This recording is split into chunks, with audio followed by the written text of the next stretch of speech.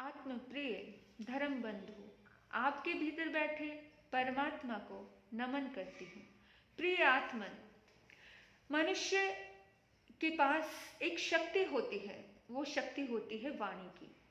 वो अपने वाणी से दूसरे का दिल जीत भी लेता है और अपनी वाणी से दूसरे के दिल में अपने लिए नफरत भी पैदा कर देता है। वाणी बहुत महत्वपूर्ण चीज होती है। हम कैसा बोल रहे हैं, उस बोलने की वजह से हमारे व्यवहार का पता चलता है। हम भीतर में कैसे हैं, हमारे भीतर में अच्छाई है या बुराई है, वो सारी की सारी बातें हमारी वाणी से पता चलती हैं। कहते हैं, तुम बोलो तो मैं जानूं तुम कौन हो, तुम ना बोलोगे तो मैं नहीं जान पाऊंगा कि तुम कौन हो। तो मेरे बंधुओं, वाणी बहुत महत्वपूर्ण होती है। एक उदाहरण बड़ा प्यारा है। एक राजा जंगल में आखेट के लिए गया और दोपहर हो गई। भयानक प्यास लगी उसे। उसके साथ बहुत सारे सेनापति थे, सैनिक थे। उन्होंने सैनिकों को कहा कि जाओ पानी लेकर के आओ। सैनिकों ने इधर उधर छानबीन की। एक झोपड़ी थी, झोपड़ी के पास में ही एक मंजी बिछी हुई थी। एक अंधा व्यक्ति वहां बैठा था जो नेत्रहीन था, उसके आंखें नहीं थी। तो सेनापति ने बड़े रोबीले सैनिकों ने बड़े रोबीले स्वर में कहा, ए अंधे, चल उठ, पानी दे। अब जैसे ही नेत्रहीन उस व्यक्ति ने ये सुना तो उन्होंने कहा, ए सैनिक, मैं तुझे पानी नहीं दे सकता। और जैसे ही सुना, सैनिकों ने तो हैरान हो गए सैनिक कि अरे, देखने में तो ये अंधा लगता है, लेकिन इसे कैसे पता कि हम सैनिक हैं। दोबारा वो गए और सेनापति से बात की। सेनापति ने कहा, अरे मूर्खो, तुम्हें मांगना नहीं आया, चलो मेरे साथ चलो, मैं पानी लेकर के आता हूं। और बड़े रोबीले स्वर में सेनापति ने कहा, अरे ओ अंधे, पानी दे दे, तेरी बहुत तरक्की करवा दूंगा, तुझे राज दरबार में नौकरी दिलवा दूंगा। और उसे लालच देने लगा। तो उस नेत्रहीन ने कहा कि क्या बात है, आप बड़ी चिकनी चुपड़ी बातों में मुझे फंसा रहे हो और आप सोच रहे हो लालच देकर के मैं आपको पानी दे दूं। मुझे पानी नहीं देना आपको।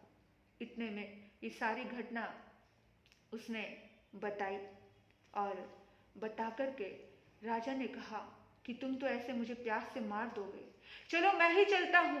जब राजा गया, राजा जाकर के राजा ने उसे प्रणाम किया। राजा ने तुम की बजाय आप कहा। राजा ने कहा, हे प्रज्ञाचक्षु, हे सूरदास, आप मुझे पानी देने की कृपा कीजिए। आपके पानी से मेरा जीवन बच सकता है, आपके सहयोग से मेरी जिंदगी बच सकती है। मुझ पर अनुग्रह कीजिए, हे प्रज्ञाचक्षु, मुझ पर अनुग्रह कीजिए। इतनी देर थी, ये बोलने की देर थी कि वो नेत्रहीन व्यक्ति उठ गया और उठने के बाद बड़े प्रेम से अपनी मंजी पे उसको बिठाया, उसको प्रणाम किया और प्रणाम करने के बाद एक लोटा भर कर के पानी लेकर के आया। बोला, ये लो राजन, पानी पियो। और एकदम से राजा बड़ा हैरान हुआ कि अरे, सेनापति और सैनिक भी हैरान हुए कि इसे कैसे पता कि मैं राजा हूं। पानी पीने के बाद राजा ने पूछ लिया कि हे प्रज्ञाचक्षु, आपको कैसे पता कि आपने हम सबको बिल्कुल वही नाम से संबोधन किया, जो सैनिक है उनको सैनिक बोला, जो सेनापति है उसको सेनापति बोला, जो राजा है उसको आपने राजा बोला। ऐसा क्या है, क्या आपको दिखता है? उस प्रज्ञाचक्षु ने कहा कि नहीं, दिखता तो नहीं है, लेकिन मैं अपने कानों से भी देख सकता हूं। जैसे ही मैं सुनता हूं तो इंसान के भीतर क्या बैठा है उसका पता लगा सकता हूं। जिसने मुझे कहा अंधे, जिसने मुझे थोड़ा लालच दिया, बोला ओ अंधे, नौकरी लगा दूंगा, तो मैं समझ गया कि ये सैनिकों का निर्वाह करता है, इसके हाथ में कुछ है, इसलिए ये इस टाइप से मुझे बोल रहा है। जिसने बड़े एकदम रूड स्वर में बोला, मैं समझ गया कि सैनिक है। लेकिन हाँ, जिसने मुझे बड़े प्रेम से बोला, जिसने मुझे बड़ा सम्मान और आदर दिया, मैं समझ गया कि ऐसा महान व्यक्तित्व का धनी कोई राजा ही होगा, कोई साधारण व्यक्ति नहीं होगा। क्योंकि साधारण व्यक्ति के इतने सुंदर शब्द नहीं होते। जो सुंदर शब्दों से भरपूर होता है वो बहुत महान होता है। और मैं समझ गया कि इस नगरी का राजा है। मेरे बंधुओं, इस बारे में हमेशा ध्यान रखना कि जिस पेड़ पर फल लगे होते हैं वो टहनियाँ झुक जाती हैं।